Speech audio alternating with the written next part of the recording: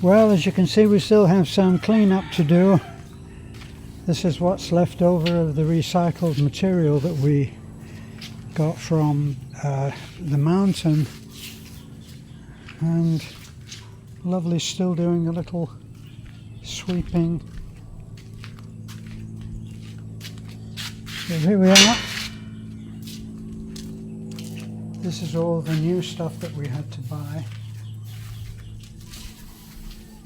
And still here. Now, not quite sure why Lovely would leave that there. But anyway, she did a good job of sweeping. So we're swept, but we're not washed. So all of this tile now will have to be scrubbed. And a lot of this stuff, not quite sure why this is here. Paint is all going to have to come off.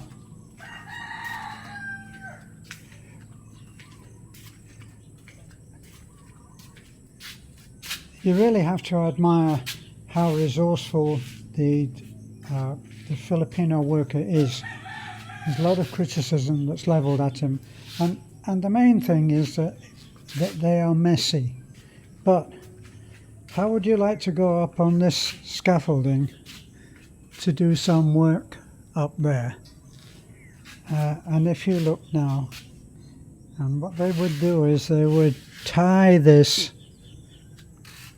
around these posts, or if this was here, they'd be tying it to this, and then they would be going up on that to actually work overhead. Got to admire them for that. So we're looking fairly clean here. We're forgiving our little bendy railing there. It's not perfect. One of the things that you have to adjust to as a foreigner here is that there will be imperfections, and it's one of the things that you have to get used to. The other thing is that they can be quite clumsy, and that will be creating other work that has to be done. If you look there, these tiles are broken through clumsiness, really. Are you going to stress about that?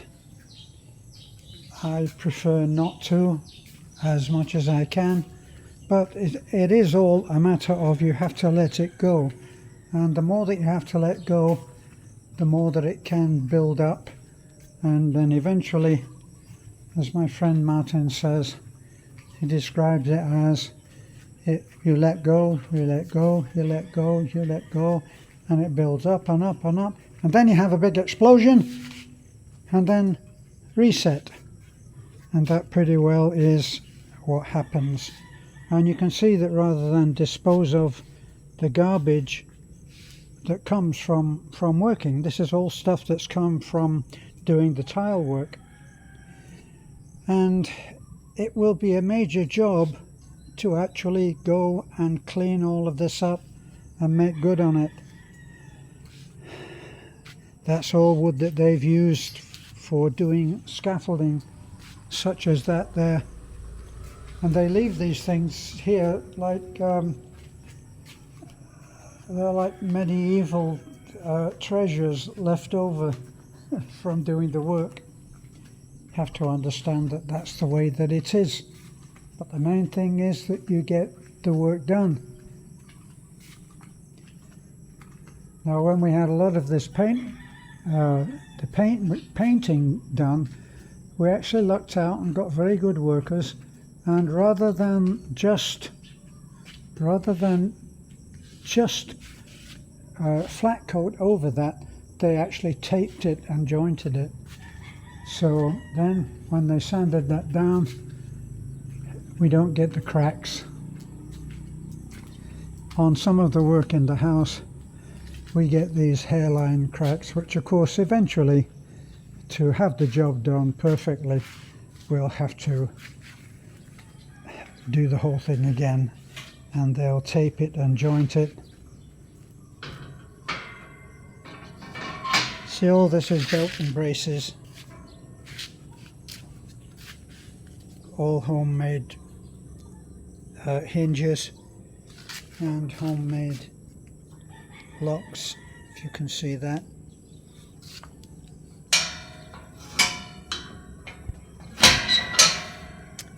So I'm thinking that they'll have to go over some of this with an angle grinder. Doesn't look so bad. Doesn't look so bad as they leave it, but to get it done right, it will have to be sanded. So that's where we are right now. What we will do with all of this, I'm not quite sure. It will go into trash for now, but then of course, who knows. Beth used a little of that was left over from the mountain, and we put this here just as a little temporary job to keep Choco, our little dog, from going down there. What he'd been doing is he's been going down there and making that was his escape route. So he was going down there and getting out, and then of course he comes around and he goes down, and not a good place for him to be.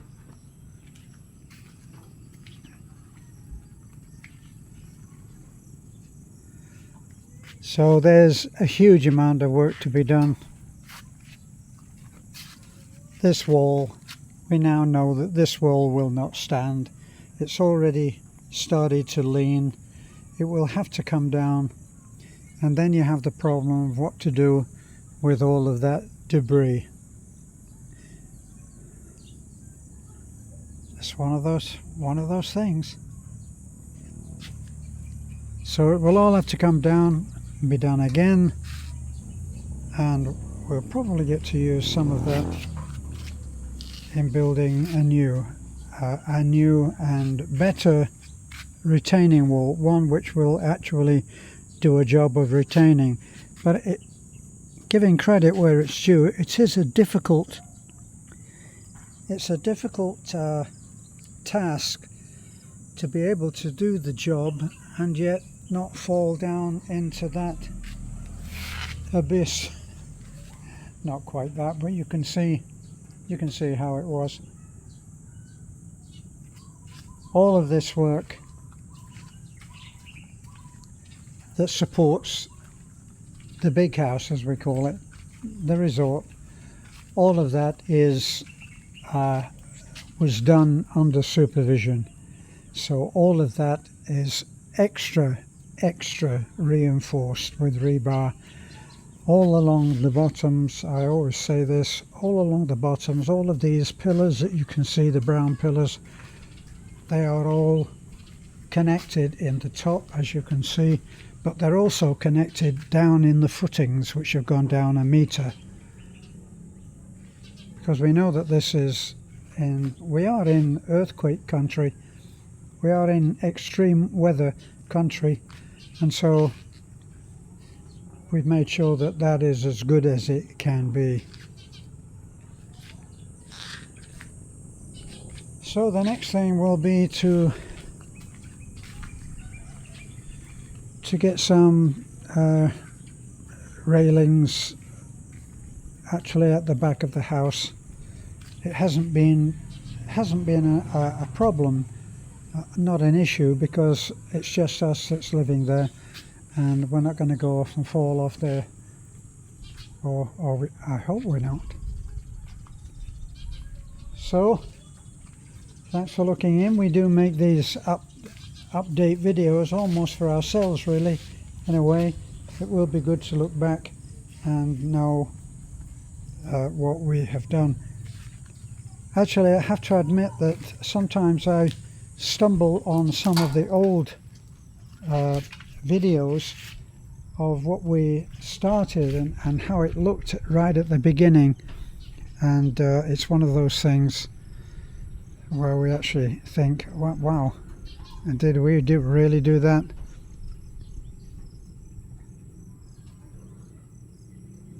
So it's actually a clear day today, giving you an idea of what this will be. This stage, it's a multifunction, and the stage will convert into a coffee bar, or the coffee bar will convert into a stage. But of course, got a great deal of work to be done on the roof. It has to be put down so that even in torrential rain it doesn't sweep in and soak the area, which you can see we do have that issue right now. It's very wet here. You wouldn't be able to sit here in torrential rain. One of the things that we're going to have to be doing fairly soon is connecting up these pipes. You can see these are rainwater pipes, and they all run down underground, and then they're connected there, up and over, and you can see the drip coming down there. So, just yet other work to be done, and we'll just keep plodding.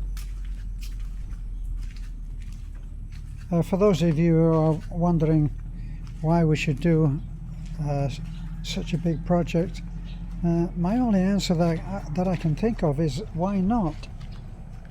Why would we not take on challenging projects which give you a reason to live? I do think the way that a lot of people here in the Philippines judge how they think of foreigners coming over here, and the foreigners come over here. I'm going to sit down just to talk this last moment or two. The foreigners come over here, and the Filipinos look at them, and they're at retirement age, so they're going to be mostly at least 65. Now, 65 for a Filipino is a very good age, okay? So that I don't think that, generally speaking, they're known for their longevity. Whereas, of course, with a slightly different way of living, the foreigners can come over, and they've had an easier life in many ways.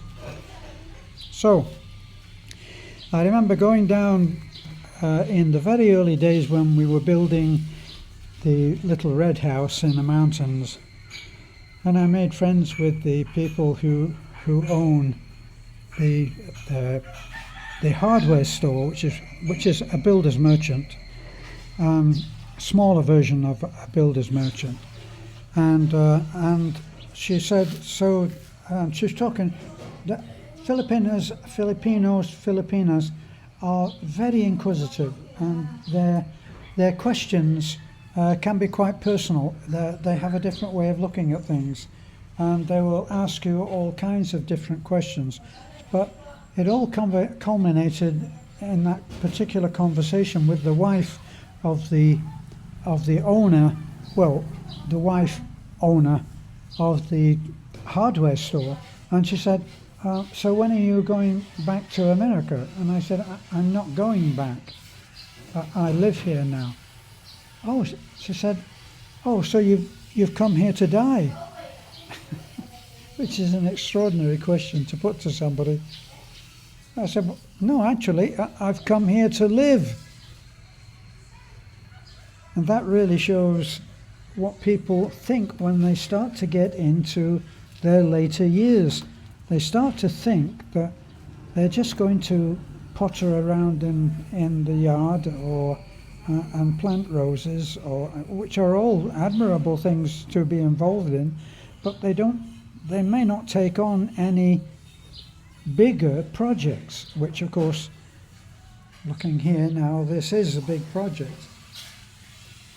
But why not be engaged? And for those who say, have said to me many times, why at your age, why would you take on such a big project? I would like to remind them that I wonder if you know, I don't actually lay the bricks myself. I don't actually put the roof on myself. We have people to do that, and we pay them. unlike our situation when we first arrived, we had no money. We came to live in Bohol because that's where Beth's family were. And so we came here because we thought that we could live cheaply. It didn't work out that way because we got involved in building a house. And I built the house myself. And it was the source of a lot of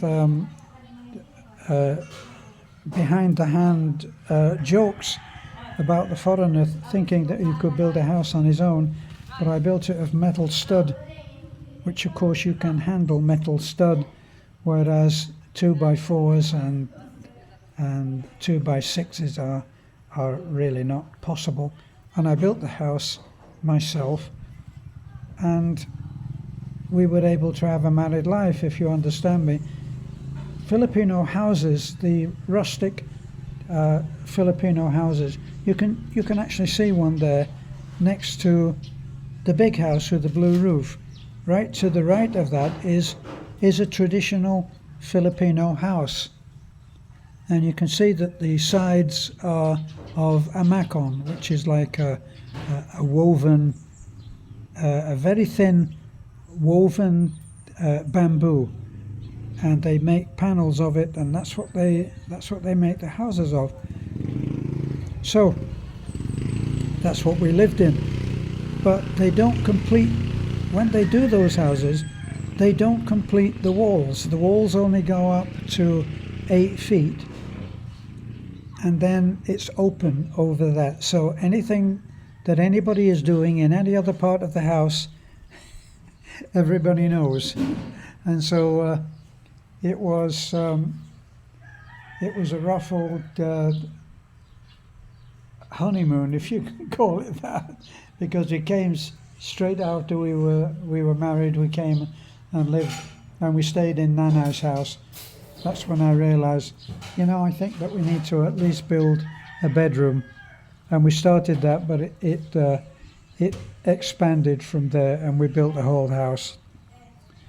Okay, well, as I've said before on other videos, I thank you very sincerely for all of the help that you've been giving us, in that so many of you have been sharing our videos with friends and associates, and it has helped a great deal for our channel, which is now out of the doldrums. We were being stopped, we were being ghosted, we were being ghost censored, and it was affecting everything.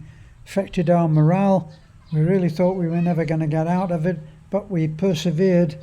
And now, because people are telling us that when our videos seem to disappear and they didn't hear from us,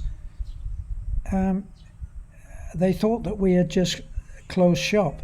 But of course we hadn't, and we have to date posted about 22,000 videos. So there's all kinds of stuff that you can go back and look at, our early beginnings and some of our trials and tribulations. But anyway, welcome back to those who have found us again, and thank you for re-subscribing after YouTube, for some strange reason, has been unsubscribing some of our subscribers. Why would they do that? Who knows? Because maybe I've been saying the wrong things. So I thank you. I wish you a good day, good evening, whichever it is for you, and hope that you will continue to like, comment, subscribe, and especially to share.